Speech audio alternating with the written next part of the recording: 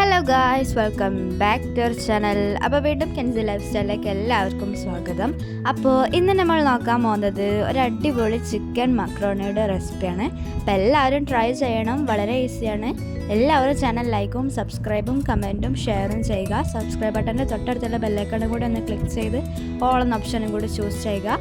അപ്പോൾ നമുക്ക് നേരെ വീഡിയോയിലോട്ട് പോകാം.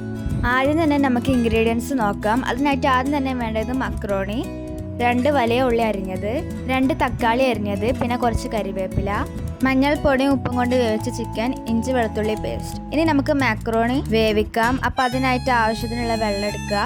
ഇനി അതിലേക്ക് 2 സ്പൂൺ ഉപ്പ്, 2 സ്പൂൺ ഓയിൽ. ഇനി നമുക്കിതൊന്ന് അടച്ച് തിളപ്പിക്കാൻ വേണ്ടി വെക്കുക. ഇനി നമുക്ക് മക്രോണി പാക്കറ്റിൽ നിന്ന് പൊട്ടിച്ചതിന് ശേഷം ഈ ചൂട് വെള്ളത്തിലേക്ക് മക്രോണി ഇട്ട് കൊടുക്കാം. അങ്ങനെ എല്ലാതും ഇട്ട് കൊടുത്തിട്ടുണ്ട്. ഇനി അടച്ച് വേവിക്കുക. അങ്ങനെ നമ്മുടെ മക്രോണി ഇവിടെ വെന്തിട്ടുണ്ട്.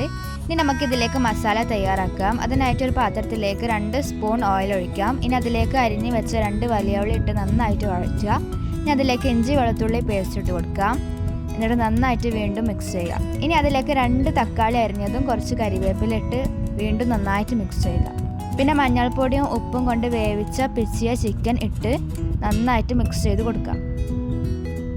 ഇനി അടച്ച് 2 മിനിറ്റ് വേവിക്കുക.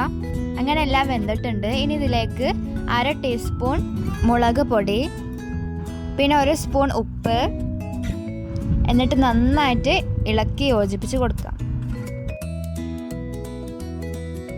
ഇനി ഇതിലേക്ക് 1/2 ടീസ്പൂൺ മഞ്ഞൾപ്പൊടി ഇട്ട് വീണ്ടും നന്നായിട്ടൊന്ന് മിക്സ് ചെയ്യുക.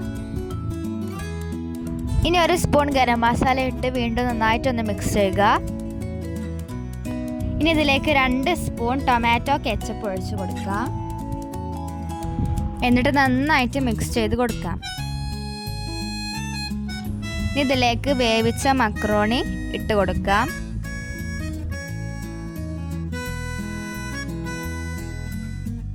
എന്നിട്ട് നന്നായിട്ടൊന്ന് ഇളക്കി യോജിപ്പിച്ച് കൊടുക്കുക.